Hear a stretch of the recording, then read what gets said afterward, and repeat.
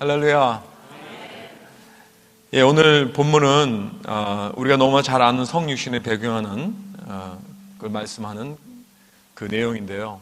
우리가 누가복음을 이제 우리가 매주 이렇게 쭉 보면서 예수님은 누구시고 예수님은 어떤 일을 하셨나 하는 그 내용을 가지고 우리가 계속해서 매주마다 은혜를 나누고 있습니다. 그런데 우리가 누가복음 시작할 때 사실 우리 이 부분 우리가 좀 스킵했습니다. 왜냐하면 우리 크리스마스 때 다루기 위해서 이 부분 스킵하고 지나갔습니다. 그래서 다시 돌아오는 거죠. 지금 우리가 누가복음 22장을 이렇게 지나가고 있는데, 우리 성탄절 스토리를 우리가 생각해 보면 정말 너무나 우리의 귀에 잘 익은 그러한 내용들이기 때문에 자칫 잘못하면 그 내용이 이렇게 마음에 확 와닿지 않을 수가 있습니다. 그리고 그냥 이렇게 스쳐 지나갈 수가 있습니다. 왜? 너무나 귀에 잘 익은 그러한 내용들이기 때문에, 우리가 너무나 잘 아는 내용이기 때문에.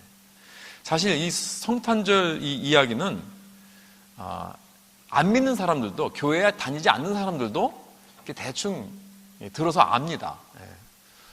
저희 집안은 원래 기독교 집안이 아니었기 때문에 제가 어려서 자랐을 때는 교회를 안 다녔습니다. 그런데 저희 아버님은 이렇게 성탄절 때 되면 이렇게 크리스마스 트리를 이렇게 항상 해놓으셨어요. 그리고 또 뭐 선물도 이렇게 하고, 이렇게 뭐 크리스마스 캐롤도 집에서 부르고, 또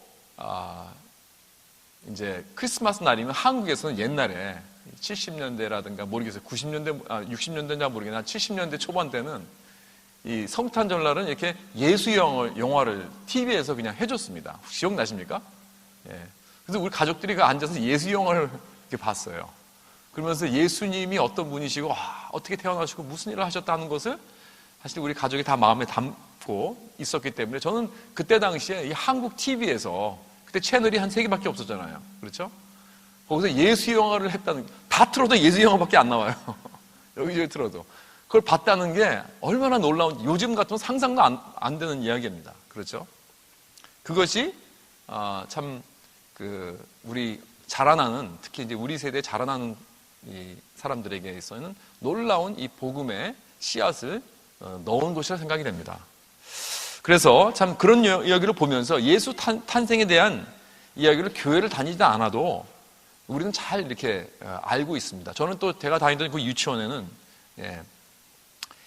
그건 무슨 이렇게 어떤 무슨 기독교 유치원이 아니었습니다. 교회 유치원이 아니었는데도 불구하고 분명히 그 유치원 선생님이 제가 기억나기로는 크리스찬이었던 것 같아요. 왜냐하면 이렇게 밥 먹기 전에 꼭 기도를 시키시더라고요. 그리고 크리스마스 날, 뭐 유치원이 딱 1년이니까 크리스마스 날이 딱 한 번 아닙니까? 그날 우리가 이 성탄절 극을 했습니다. 그래가지고 마리아도 있었고요, 요셉도 이렇게 있었고, 극을 했으니까. 아기 예수를 데리고, 아직도 제가 사진이 다 있어요. 우리 유치원 때. 그리고 뭐 목자들 이렇게 해가지고 동물들 해가지고, 저도 거기에 꼈어요. 유치원 다녔으니까. 제가 어느 롤 했는지 아십니까? 저는 동방 박사 중에 3명에 1명이었는데, 그때 그 동방 박사를 그 선생님이 왜 그런지 모르겠는데 중국 사람들을 만들었어요. 그래가지고 우리가 다 중국 옷을 입었어요. 우리 엄마가 중국 옷을 다 만들어가지고 빵 모자 딱 쓰고 딱 이렇게 끼고 중국 노래를 불렀어요. 와가지고 예수님한테 와서, 그리고 선물 드리고, 그 기억이 아직도 나고 그 사진들이 아직도 있습니다. 제가 그때 이렇게 지나 돌아보면 왜 저를 중국 사람으로 만들었나, 제가 참 고민을 많이 했습니다. 왜 나는 요셉이 되질 않았는가, 주인공이. 아직까지 그 아픔이 있는 것 같아요. 제가 그래서 생각을 해봤는데, 어렸을 때 제가 좀 뚱뚱했거든요. 조금 이렇게 첩이했어요. 그래가지고 아마 선생님이 그 동네 그 호떡집 아저씨가 좀 비슷하게 생기지 않았나, 그런 것 같아요. 어쨌든 참 우리는 이렇게 뭐 천사가 마리아를 찾아온 이야기라든가, 뭐 동정녀 마리아가 성령으로 잉태한 이런 이야기가 얼마나 많이 들었습니까? 근데 이 사실은요, 놀라운 사실입니다. 우리가 매주마다 신앙 고백에서 우리가 외우는 내용이지만, 이 너무나 familiar하기 때문에, 너무나 익숙하기 때문에 그 의미가 너무나 크고 너무나 놀라워도 그냥 스쳐간다는 얘기예요. 우리 가족, 우리 아이들이 어렸을 때, 우리는 여름에 이제 휴가를 캠핑을 많이 갔습니다. 캠핑을 많이 갔는데, 한번 너무나 좋은 바닷가에 캠핑장을 간 적이 있어요. 레퓨지오라는 캠핑장인데, 원어원 타고 좀, 산타바바라 좀 올라가면, 바닷가에 참 멋있는 캠핑장이 하나 나와요. 그때 너무 좋아가지고, 미리 예약을 다 해가지고 한번 처음으로 가봤어요. 가봤는데 참 좋더라고요. 너무나 참 아름답고, 그래서 아이들 가서 텐트 치고, 저녁도 해 먹고, 그러면서 또 이렇게 모닥불 피워가지고 마시멜로도 해 먹고, 그러고 즐기다가 이제 밤에 잤어요. 다 잤는데, 한 새벽 1시인가 2시쯤, 갑자기 뭐가 와르르 하고 무너지는 막 소리가 나더라. 천둥 소리가 나는 거예요. 그래가지고 저는 깜짝 놀라가지고 죽는 줄 알고, 기겁을 하고 깨어나가지고 막 비명을 질렀습니다. 와! 하고, 다 다른 사람 다 자고 있는데 나 혼자만 막 그냥. 그래서 웬일인가 했더니 기차가 지나가는 거예요. 기차가. 그 텐트장을. 바로 텐트 다니는 기차 바로 옆에, 기찻길 옆에 있더라고요. 꼭 새벽 1시쯤에 이렇게 지나가는 거예요. 그래가지고 전 죽는 줄 알았습니다. 근데 참 놀라운 것은 그 다음날도 또 지나가요. 똑같은 시간에. 그래서 깼습니다. 깼는데 놀라지는 않았어요. 아, 기차가 지나가는구나 하고 다시 잤어요. 세 번째 날은 소리가 들리지도 않더라고요. 그래서 아침까지 고스란히 잤습니다. 분명히 지나갔지만. 그러니까 이게 뭘 말하는 거냐면 아무리 놀라운 천둥 소리 같은 그러한 소리도 우리 인간은 이 적응하는 능력이 있더라고요. 그래가지고 맨 그 소리가 처음에는 깜짝 놀라지만 자꾸 들리잖아요. 그러면 있는지도 모르는 거예요. 들리지도 않는다는 거예요. 다시 말해서. 여러분, 오늘 성탄의 이 말씀이 저와 여러분의 영적 잠에서 깨워서 우리 삶에 놀라운 변화를 가져다주는 그런 놀라운 진리의 말씀이 될 수 있기를 주님의 이름으로 축원합니다. 우선 본문에서 우리가 알 수 있는 것은 예수님이 앞으로 태어나실 것에 대한 이 예언을 이제 천사가 마리아를 찾아와서 이게 말해줍니다. 마리아야, 네가 이제 잉태를 할 텐데 그 이름을 예수라고 지어라. 그가 어떤 자냐 하냐면 그러면서 32절과 33절에 이렇게 말씀합니다. 그가 큰 자가 되고 지극히 높으신 이의 아들이라. 일컬어질 것이요 주 하나님께서 그 조상 다윗의 왕위를 그에게 주시리니 영원히 야곱의 집을 왕으로 다스릴 것이며 그 나라가 무궁하리라 그랬습니다. 도대체 이 아들이 어떤 사람인데 그가 왕으로 다스릴 것이며 그 나라가 영원히 끝나지 않는 never ending 무궁한 그러한 왕위가 될 것인가. 그러니까 이건 얼마나 정말 상상도 할 수 없는 그러한 이야기 아닙니까? 완전히 정말 기차가 그냥 천둥을 치며 지나가듯 와르르 하고 이 마리아에게 다가오는 것입니다. 이 말에 마리아는 천사에게 이렇게 반응을 합니다. 나는 아직 정혼을 했지만 결혼을 하지 않은 여자입니다. 난 남자를 모르는 여자입니다. 그런데 남자를 알지 못하는데 어떻게 잉태를 한단 말입니까? 그러니까 천사가 뭐라고 대답하죠? 남자 필요 없다. 성령이 너를 도와서 잉태해 주실 것이다. 아니, 남자가 없이 성령이 잉태를 하게 해준다고요? 또 천둥이처럼 지나가는 기차 소리가 나오는 거예요. 막 와르르 하고. 그러니까 마리아는 놀라지 않을 수 없었습니다. 근데 그것뿐 아닙니다. 그 아이가 어떤 아이인가? 35절에 계속해서 이러므로 나시바 거룩한 이는 하나님의 아들이라 일컬어지리라 그랬습니다. 이 거룩한이라 그랬는데 이 사실은 이 원본에 보면 거룩한 사람이 아니고 거룩 그 자체입니다. 거룩, simply 그냥 거룩이라고 되어 있습니다. 그러니까 어떠한 거룩한 사람이 거룩한 자가 아니고 내 뱃속에서 거룩 그 자체가 내 뱃속에서 사람이 몸이 되어 나올 것이라는 그런 말씀입니다. 또 여기서 마리아에게 천둥의 그 기차가 와르르 지나가는 그러한 소리입니다. 여러분, 혹시 여러분들 중에서 이 성육신에 대해서 혹시 이렇게 생각하시는 분 있지 않습니까? 하나님이 사람이 된다. 성육신. 이건 무슨 전설 같은 이야기다. 이건 옛날에 미개한 사람들, 그러한 사람들한테 먹혀 들어가는 말이지 오늘날 같이 현대인들에게 이거는 어울리지 않는 말씀이다. 하나님이 사람, 어떻게 이게 말이 되는가. 그냥 간단하게 예수님의 좋은 그 가르침만 우리가 받아들이고 우리가 그것만 우리가 실천합시다. 서로 사랑하라. 이웃을 내 몸과 사랑. 얼마나 좋은 말씀입니까? 온유한 자는 복이 있나니 화평케 하는 자는 복이 있나니, 이런 말씀 얼마나 좋습니까? 그런데 뭐 성육신? 그거 골치 아파요. 그건 옛날 사람, 미개한 사람들이나 마리아와 같이 옛날 사람들이나 믿었지, 오늘 그런 동화 같은 이야기를 누가 믿습니까? 이렇게 혹시 여러분들 중에 생각하시는 분 없습니까? 여러분, 성탄절의 이 성육신은 옛날에 미개한 문화 사람들이나 믿는 것이 아닙니다.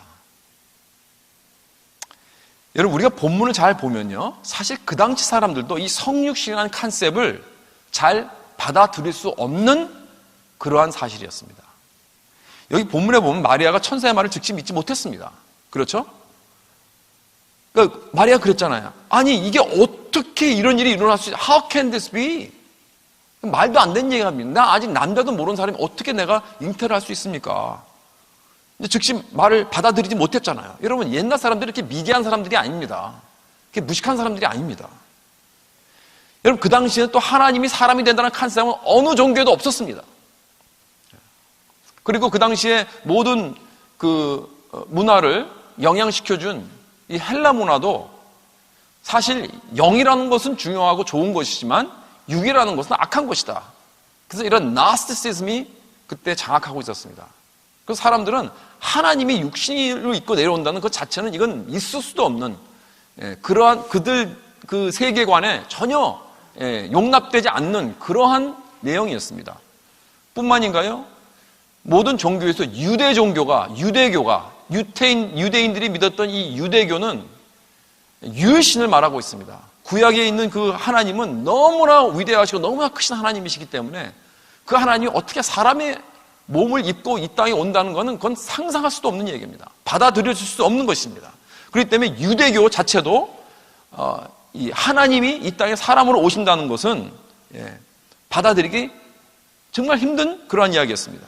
그러니까 어떻게 보면 사실 오늘 시대보다도 오늘 과학이 발달하고 문명이 발달한 오늘 이 현대인들에게 이 받아들이기가 힘든 것보다도 더 힘들었습니다. 그때 당시 사람들이. 그런 이러한 모든 장애와 벽이 있었음에도 불구하고 예수님은 그 모든 벽을 뚫고 이 땅에 침입하셔서 사람들의 마음속으로 들어오셨다는 것입니다.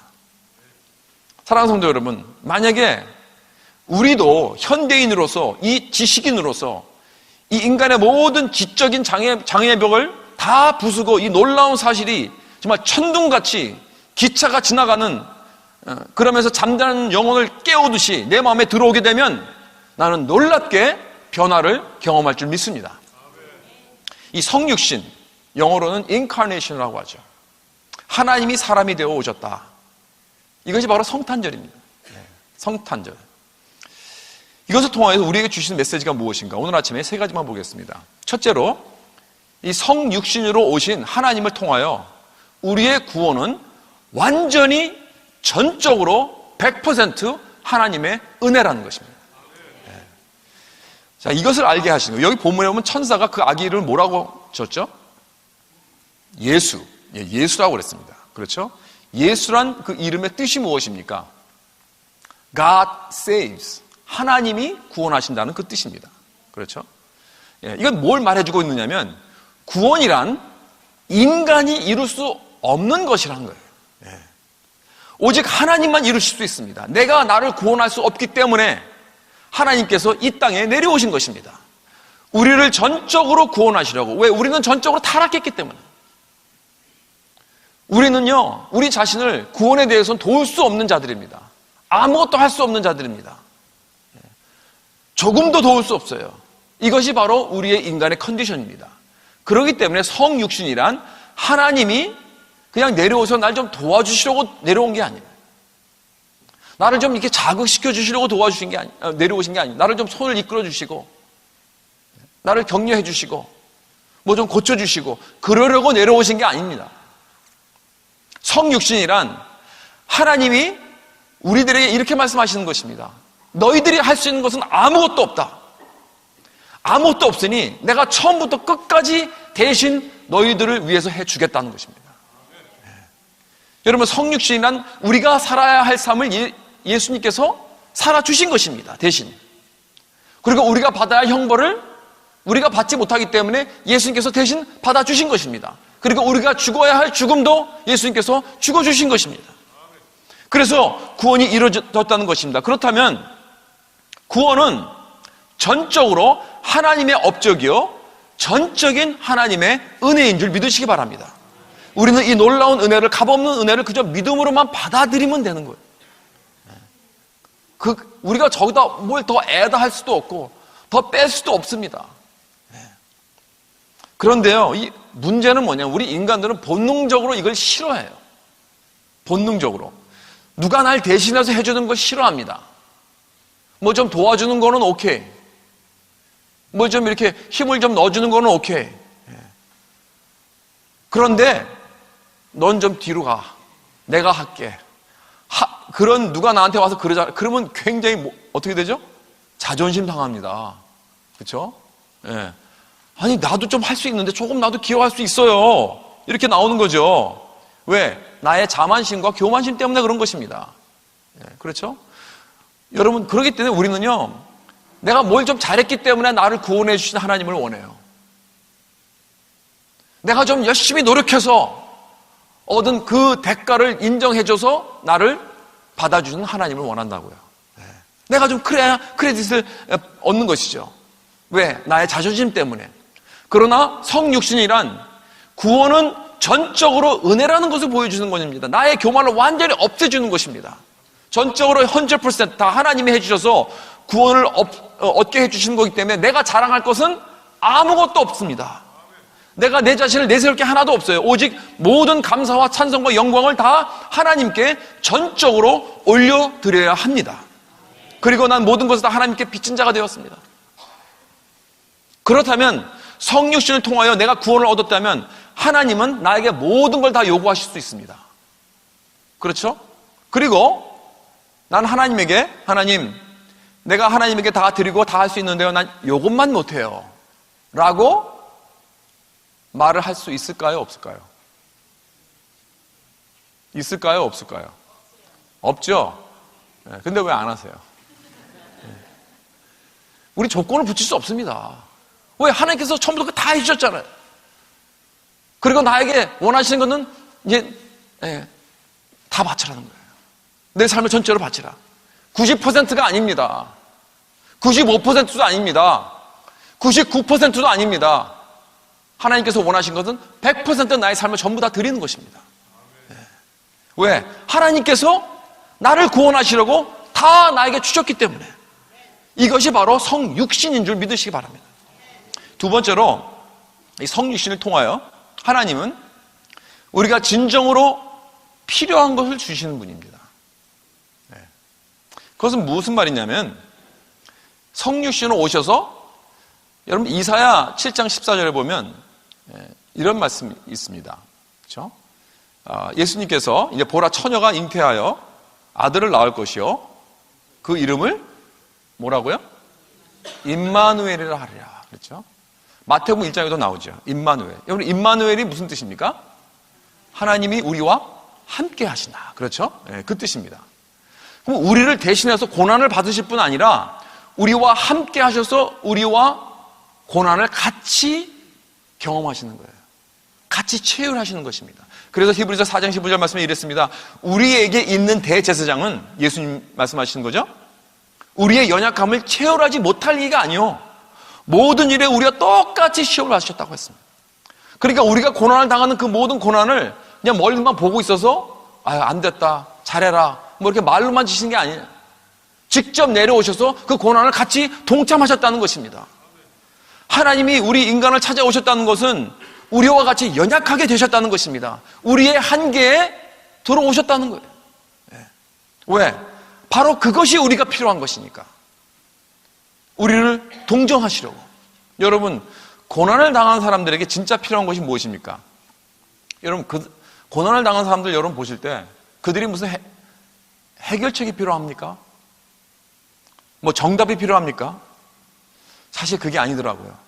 저는 그동안 사역을 쭉 해가면서 느끼는 것이 뭐냐면 고난을 누가 당할 때 그 사람이 필요한 것은 물론 어떤 위로의 말씀이나 소망의 말씀이나 그 고난을 해결책 주는 어떤 중요한 그러한 도움도 좋지만 그것도 중요하지만 그 사람이 가장 필요한 것은요 누가 그와 함께 있어주는 것입니다. Just being there for them. Just be there. 아무 말 하지 않아도 돼요. 뭐라고 위로의 말이 없어도 됩니다. 그저 그와 함께 같이 있어서 같이 울어주면 되더라고요. 그게 가장 중요한 것입니다.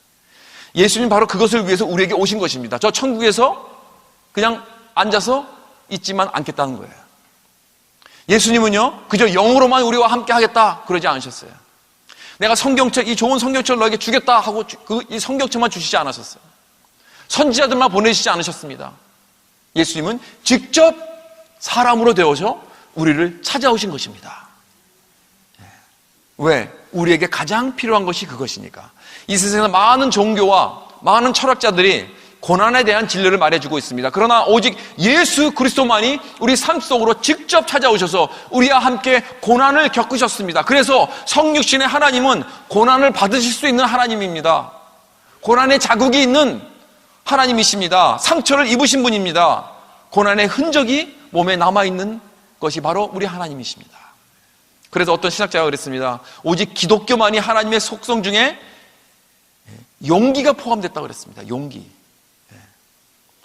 여러분, 우리 하나님이 용감하신 하나님이란 그 표현이 좀 이상한 것 같아요. 그러나 오직 기독교의 하나님만이 우리 인간같이 연약하게 되셔서 우리와 같이 위험을 당하시고 우리와 같이 고난을 당하시고 우리와 같이 배고픔을 겪으시고 잔혹한 죽음을 당하신 용감하신 하나님이시라는 것입니다.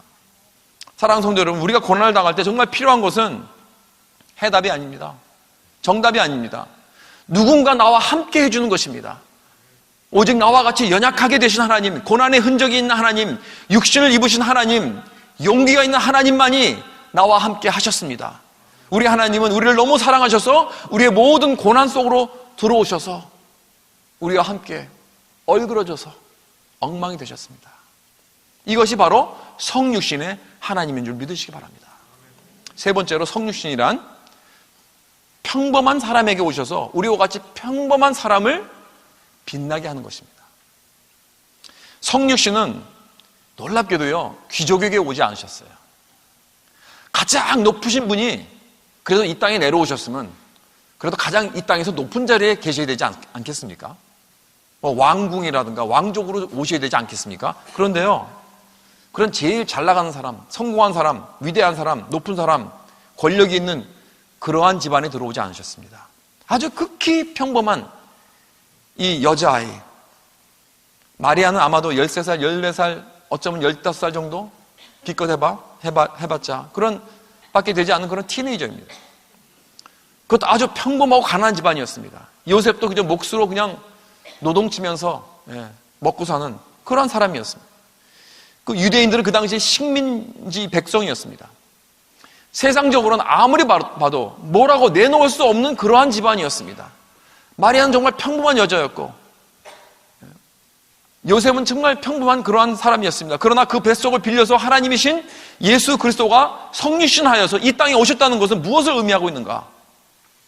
여러분, 하나님은요, 저와 여러분 같이 그냥 평범한 그러한 노바리를 할지라도 하나님의 계획에 순종하겠다면 그 자신을 누구든지 위탁만 하면 누구든지 어디든지 들어서 사용하시겠다는 말씀입니다. 그렇잖아요. 우리는요, 앞으로 100년 지나면 노발이 우리를 기억할 수 있는 사람이 없을 것입니다. 우리 이름도 아마 기억 안 날 것입니다.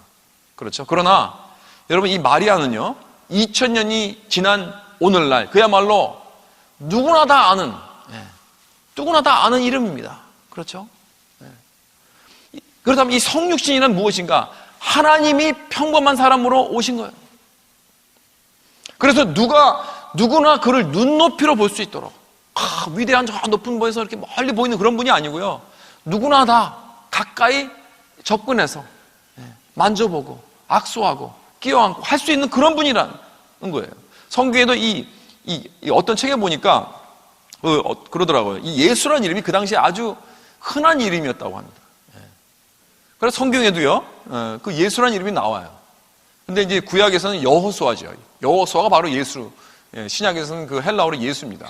그리고 그 사도행전 13장에 보면 바 예수라는 그러한 거짓 선지자 마수사가 그런 이름이 있습니다. 그러니까 예수란 아주 흔한 이름입니다. 오늘날 같으면 뭐 철수, 뭐 동수, 뭐 그런 이름이겠죠. 그렇죠? 뭐 존, 퍼, 뭐 이런 이름이겠죠. 그래서 어느 곳에 들어가도 예수 그러면 몇 명 정도는 이렇게 뒤돌아볼 수 있는 그러한 이름입니다. 그러니까 왜 그런 이렇게 아주 흔한 그런 이름을 택하셨나? 물론 그 의미도 중요하지만 그 이유는 누구나 다 다가가 친구가 될 수 있는 그런 사람이 되려고. 그래서 예수님은 엘리트층으로 오시지 않았다는 것입니다. 그렇다면 성육신은 우리 인간에 어떤 메시지를 주고 있는가? 내가 이제 잘난 체하거나 누구에게 어떤 차별을 하거나 다른 사람을 내려다보는 그러한 거만스러운 자세는 없어져야 한다는 것입니다. 우리 인간들은 인생에 뭔가 좀 이렇게 잘 되고 있으면, 뭔가 이제 내가 좀 높은 위치로 들어가게 되면, 내가 좀 올라가게 되면요, 남을 내려다보는 그러한 나쁜 근성이 있어요. 그래서 나보다 좀 못한 사람들을 무시하고 내려다보는 그런 기질이 있단 말이에요. 내가 뭐 어느 학교 출신이고 어떤 집안 사람이고 내가 학위가 얼마나 있고 내가 재산이 좀 많이 있고 그러면요, 그걸 가지고 나와 수준이 안 맞는 사람하고는 이렇게 상대를 안 하는 그러한 교만감이 막 들어가게 됩니다. 그리고 나와 미달되는 사람들하고는 상대를 하기 싫어해요. 같이 어울리기 싫어합니다. 이게 바로 우리 사람들의 어떤 이 속물 기질입니다. 여러분, 성육신의 하나님은요, 가장 높으신 하나님께서 정말 가장 노바리 집안에서 태어났다는 이 사실을 믿는 우리 예수 그리스도를 구주로 모시는 모든 우리들은 이 놀라운 사실이 천둥치는 듯한 기차 소리로 내 가슴을 막 흔들어서 나의 모든 거만한 마음, 우쭐한 자세를 산상 조각내어야 할 줄 믿습니다. 그래서 우리 크리스찬들은요, 이런 속물근성, 이런 남을 내려다보는 그런 마음에서 아예 없어버려야 됩니다. 다 쓸데없는 것입니다. 나쁜 것입니다. 왜? 하나님은요, 하나님은 그러한 자들과 함께 어울리셨어요. 노바리를 사용하기 원하십니다. 하나님은 평범한 사람과 어울리기 좋아하십니다. 만약에 우리가 그런데 하나님을 믿으면서 예수 그리스도를 구주로 영접하면서 나는 그런 사람들과 행하려 하지 않고 그런 사람들과 친구 되기 원치 않는다면 우리는 크리스마스의 의미를 모르는 사람들입니다. 사랑하는 성도 여러분, 성육신의 놀라운 진리를 깨달아서 겸손히 낮은 자리에서 함께 걷고 낮은 사람들과 친구가 되어주는, 그래서 그들과 함께 울고 함께 웃는 그러한 저와 여러분 되시길 주님의 이름으로 축원합니다. 사랑하는 성도 여러분, 이 성육신의 놀라운 사실이 지금 여러분의 마음속에 이렇게 막 기차같이 그냥 막 천둥을 치면서 마음을 흔들고 지나가고 있습니까? 아니면 아직도 그냥 맹맹합니까? 너무나 익숙해서 별로 이렇게 마음에 와 닿지 않습니까? 여러분, 만약에 그렇다면 너무나 익숙해져 있습니다. 아직도. 그래서 마지막으로요, 천사는 마리아에게 이렇게 지시를 합니다. 31절에 보라, 내가 잉태하여 아들을 낳으리니 그 이름을 예수라 하라. 그 이름을 누가 지어줘요? 천사가 지어줍니다. 여러분, 이건 뭘 말해주고 있는가? 마리아에게 성육신에 관한 모든 것을 전적으로 다 순종하라 하는 거예요. 너의 모든 권위를 내려놓고. 여러분, 부모가 애를 낳게 되면 누가 이름을 지어줘야 됩니까? 부모가 지어줘야 되는 거 아니에요? 그렇죠? 네. 부모가 지어줘야 돼요. 왜냐하면 부모의 권리가 거기서부터 시작되는 거예요. 부모가 자식 위에 있는 권리가 그 애의 이름을 지어주는 것부터 시작되는 것입니다. 그래서 부모는 그 아기의 이름을 지어줄 권리가 있는 거예요. 그런데 지금 천사가 그 아기는 너 타치하지 마라. 그 권리를 내려놓으라는 거예요. 내가 지어주겠다. 이것은 뭐냐면 부모가 자녀에게 할 그 권리를 빼앗아가는 것입니다. 지금. 그렇죠? 비록 이 아기가 하나님이 사람으로 오셔서 마리아와 요셉이 아기가 되지만 그들은 예수님에게 그 부모의 권리를 사용하지 못한다는 거예요. 비록 아기 예수이지만, 그리고 마리아와 요셉이 예수의 부모님이지만 그들도 예수를 구주로 모셔야 됩니다. 그들도 구원을 얻으려면 예수를 믿어야 돼요. 그렇기 때문에 자기 아이라고 해서 예수님께 함부로 권리를 세우지 못한다는 거예요. 그래서 이 스페셜 아이가 태어나기도 전에 마리아와 요셉은 알았습니다. 그는 주님이시구나. 그리고 비록 우리가 부모지만 우리가 그에게 함부로 하면 안 되겠구나. 우리도 언젠가는 그 권리 아래 들어가야 하는구나. 이것을 깨달은 것입니다. 그래서 이것을 마리아는 전적으로 순종한 것입니다. 이렇게 성육신은 우리 인간의 전적인 순종을 요구합니다. 그런데요, 그 순종이란 어떤 순종인가? 이것은 어떤 대가를 요구하는, 대가를 각오해야 되는 순종입니다. 성육신에 대한 순종은요, 인간의 대가를 치르게 합니다. 마리아는 이제 이 기정사실을 받아들이고 하나님의 뜻에 순종하고 나서 거기에 대가가 있었다는 것도 알았습니다. 왠지 아십니까? 이제 벌써 이제 잉태를 했기 때문에 아무리 급히 혼인을 한다 할지라도 시간이 걸리는 거예요. 그래서 이 요셉과 혼인을 하고 나서 9개월이 지나야, 아니면 뭐 한국말로 하면 이제 10개월이 돼야 아기가 나야 될 거 아니에요. 그래야 정상이죠. 그런데 속도 위반을 한 거예요, 지금. 아이가 미리 나온 거예요. 아마 5개월 정도 나왔을 가능성이 많습니다. 그렇죠?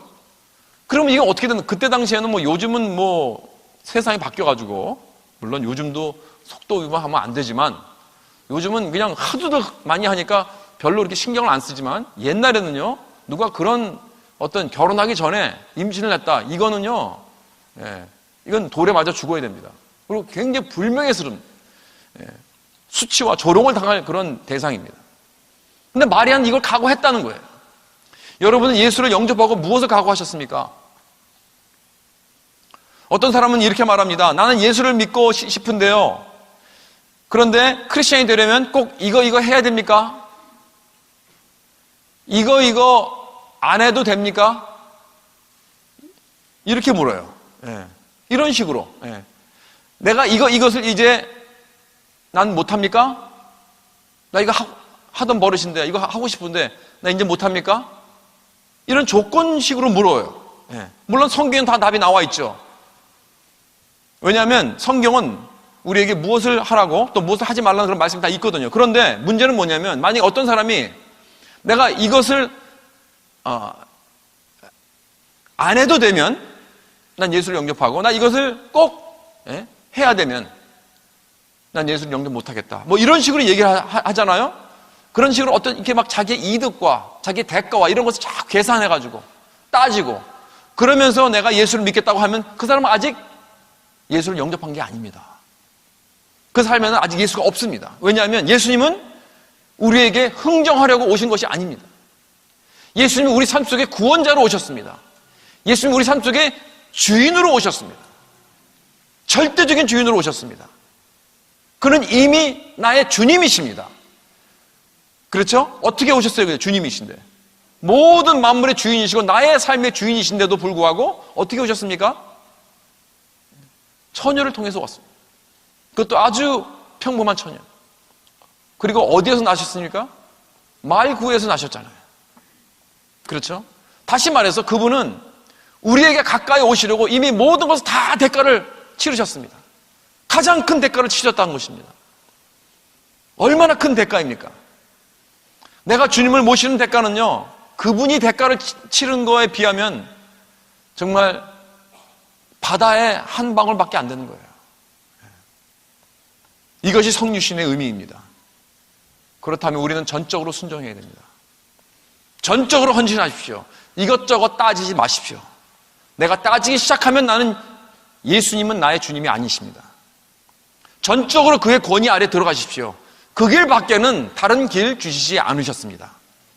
자, 이제 크리스마스가 어떤 의미를 가지고 좀 소리가 크게 들리십니까? 천둥 같은 기차 소리로 내 잠자는 영혼 지금 깨고 있습니까? 아니면 아직도 크리스마스 기간 동안 그냥 잠자고 계실래요? 성육신을 통하여서 하나님은 우리를 오직 은혜로만 구원하셨습니다. 그래서 예수라고 그 이름을 지어주신 것입니다.